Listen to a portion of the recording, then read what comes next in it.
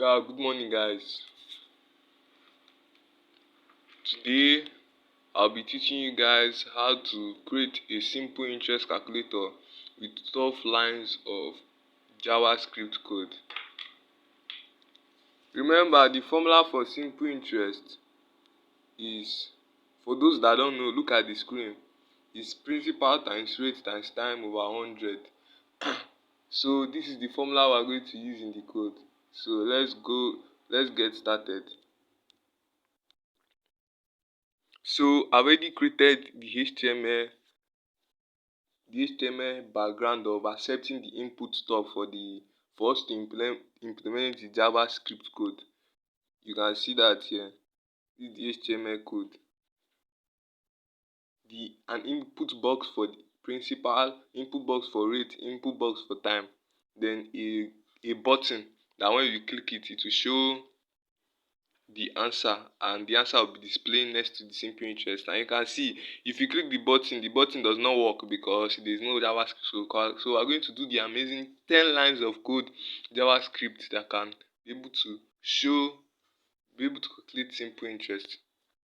So right here we have IDs of, for the input of the principal, the ID we gave you was a capital letter P. Input of rate, I gave a ID of capital letter R, and time T, capital letter T. And an unclick function of click. And I put an ID where the stuff will display, where the I put an ID where the output will display, and that place I called it answer. That's the ID. But I want to change this P to span. I don't want it to be I want it to be showing below that stuff. I want to be showing, because if the answer display, it will be showing downward because it's paragraph. So I just put it as span. So now, since you have seen all the IDs, we're going to implement this. So let's get started. So I've created a script tag where I write this thing. So now, first of all, we're going to get all the elements. We're going to store all the elements by ID. We're going to store all the elements ID of all the tags, of all the tags that I've created. So we're going to store the input tag of principal, rate, and time. So let's do that. We're going to do let this for the principal, print is equals to document dot get element by ID. And we're going to put the ID name, which is capital letter P, just like I've said. Then for the rate,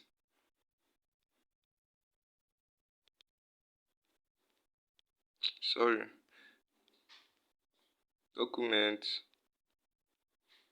dot get element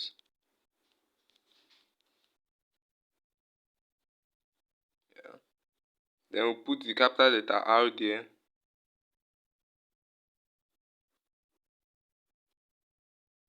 And we'll do for the time. So I represented that with team, principal by print, and rate by rate. I'm just shortening the word, so I don't want to be too long.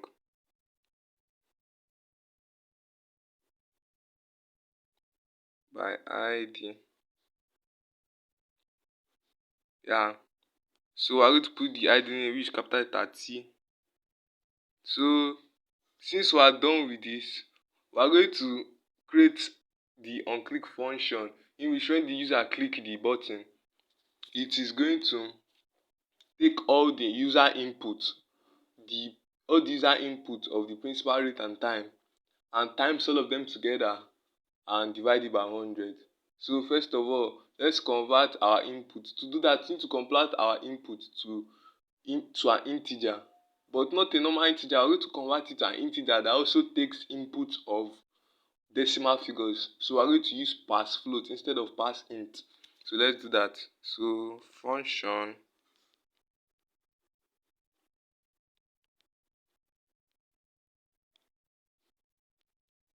so I need to do So let's start with the principal. Let capital letter P equals to pass sorry pass float. Then we write the print dot value, that is getting the value. Go down again. Let r pass float. Write with dot value. Oh, I think you make a mistake. It's not shining color here. So yeah, we made a mistake in the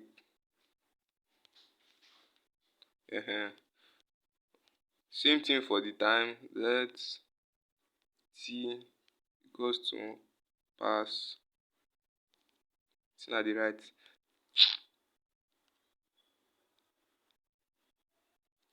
float. Then we write the team.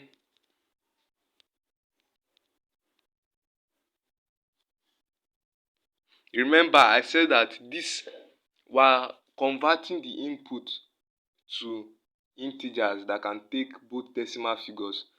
So that is what the print dot value does. It's taking the input. Print dot value take the input. So if you want to take the input of any this thing, just add dot value to the ID or the variable you stored it in, and to convert it to integer you need to put it inside pass int or pass float. I'm using pass float because I want to take both decimal figures here. So the next step we are going to do is we are going to store all this particular p, r and t inside a variable which I'll call si, that will have the formula of simple interest. So let's do that. Let si equals to, I remember the formula for simple interest is what? Remember, p is for principal, r is for rate, and t is for time. So p times r times t over 100. Close this thing. I'm going to come here since we have done this already. So once you take the value, so now to be able to print this out, I'm going to take, remember that place we are going to show the answer is document id document.get element by id. Remember the place we are showing the answer is, remember this place we are showing the answer, the id is answer. The id is answer. So we're going to do, we're going to get element by id, then I'll put the answer there.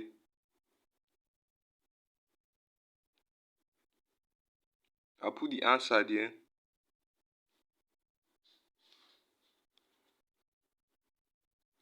Ans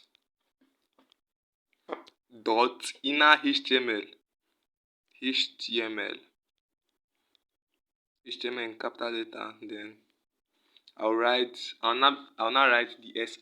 So I'm done here. So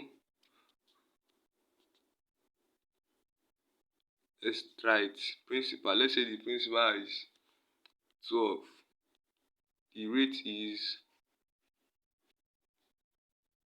3, and the time is 5 years. So let's show answer. So the answer is 1.8.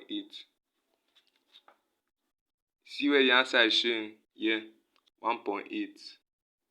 Sorry, I mean here 1.8 showing there. So I'm going to change, let's change the time to 6. You can see. So let's count the lines of code. 1, 2, 3, 4, 5, 6, 7, 8, 9, 10. 10 smooth lines of JavaScript code to create a simple interest calculator. So if you like this video, please do subscribe, share the video to your friends and your family. I thank you for watching my video. Remain blessed. I'll see you in my next video. Thank you.